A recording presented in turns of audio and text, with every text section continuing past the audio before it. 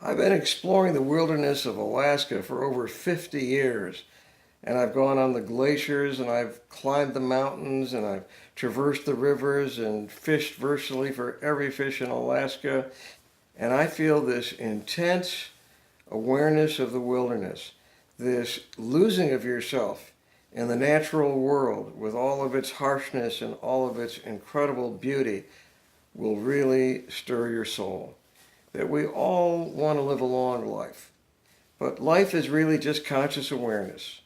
And when we're steeped in this incredible wilderness, our conscious awareness is so intense that virtually we're living over 100 years, even if our life isn't that long. So join me on this brief visit in 2017, over half a century later, into the wilderness of Alaska, and may your life be long.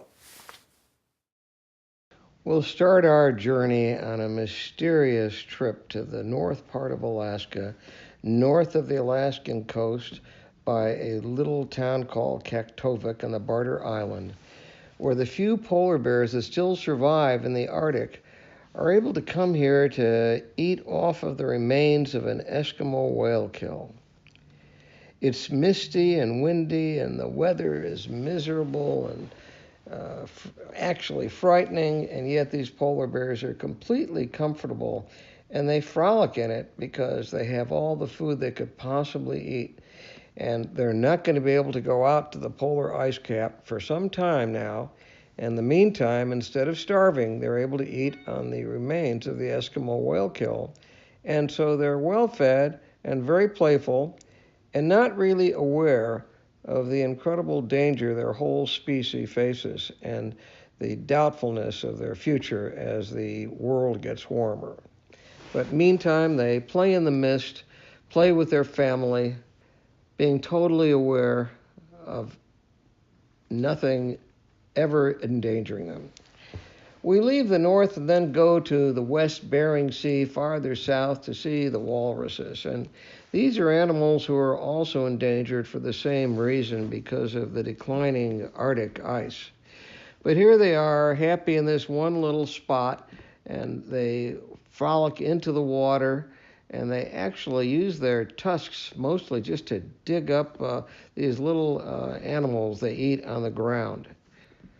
We leave the west coast of Alaska now. We leave the walruses and fly up to Mount Denali, the highest mountain from base to peak in the world, and certainly the highest elevation in North America. And this is a splendid and a very dangerous mountain, and we land on it on skis on one of the 40 different glaciers that abound in the summer on Denali. But when we're finished with that, we leave and we fly over this spectacular range of mountains toward the Wrangles, towards the Kennicott Glacier, where we're going to actually hike on this glacier that is melting and receding at such a fast pace that it doesn't even compare to what it was 100 years ago. And if you're enjoying glacier walking, which we certainly do, you better do it now, because we don't know how much longer these glaciers will be around.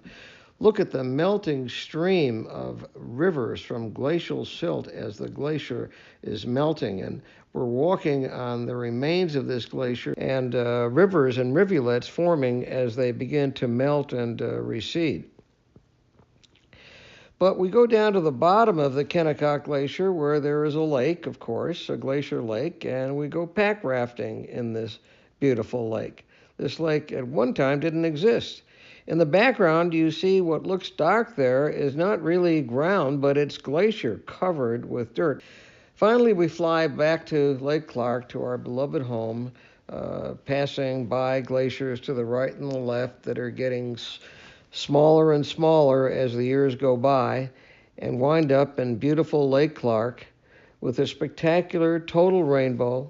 I've never seen a rainbow so spectacular like we see on Lake Clark from the north side to the south side. And then we take the boat across the sunset until we finally are going to arrive at the lodge to rest after a weary trip. But we're not done with our excitement. The next day we fly to Telarik Creek and we fish for rainbow trout. And these are the largest rainbow trout in Alaska. They're almost like steelhead. They're just amazing in size. And we get some small ones and we get some big ones, and we really delight in them. They are such tough fighting fish. Beautiful to watch them escape back into the water. And when they bend the rod, you feel the wildness of the world. You feel the wildness of life behind you. You never get in touch with the wildness and the toughness of nature as you do when you have a fish like this at the end of your rod. You can see things that look wild and you can watch the excitement and the beauty, but unless you really feel it, the experience isn't the same. That's why fishermen love to fish and tell fish stories. So then we go down to the Kijik River, which is very close to the lodge as it goes into Lake Clark, and get some fantastic grayling catches. Really fantastic as they rise for dry flies and jump all over. They may not be as big, but we catch them on a 3-weight rod, so it feels like you're catching an ocean fish, actually. And we play with them and pull them into shore, and of course always let them go. We never want to keep these fish. We want them to stay alive and breed and keep the wilderness like it always was. We don't want to deplete the wilderness by taking these fish when we can simply grow our own food or eat the salmon that are dying anyway. But then, talk about the salmon. We snorkel down this amazing Kijik River, seeing the grayling and seeing the salmon coming up for us to spawn as we snorkel down. Have to wear a dry suit because the temperature is so cold we would absolutely freeze to death in a short period of time from hypothermia. But with a dry suit on, you can just happily frolic down the river and just pretend like you're one of the many salmon that are swimming up to spawn and grayling around them, swimming all around them.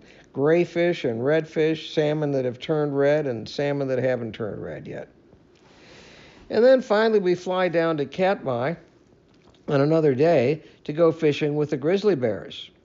Now this is probably the most incredible spot in the whole world for grizzly bears to cavort in July and in August, because this is where there is a huge convocation of red salmon in gigantic numbers of Bristol Bay coming up to one shallow spot that makes it easy for the salmon to be caught. Bears actually aren't that good at catching salmon, and they need to have a relatively shallow area where they can pounce on the fish between the surface of the water and the actual gravel of the river. So this is a perfect spot, and they spend 2 months here eating most of the food that's going to supply them for the rest of the year. And we are really close to these bears. They don't care about us because they're well fed, so they could care less as long as we don't get in their way. This is not telephoto.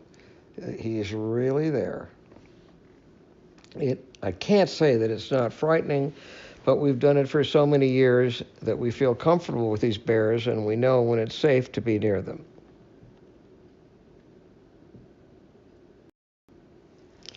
Steve here is videoing these bears that are frolicking with the salmon, and these 5-year-olds that are play fighting with each other, preparing for a life in which they will have to be able to fight for dominance.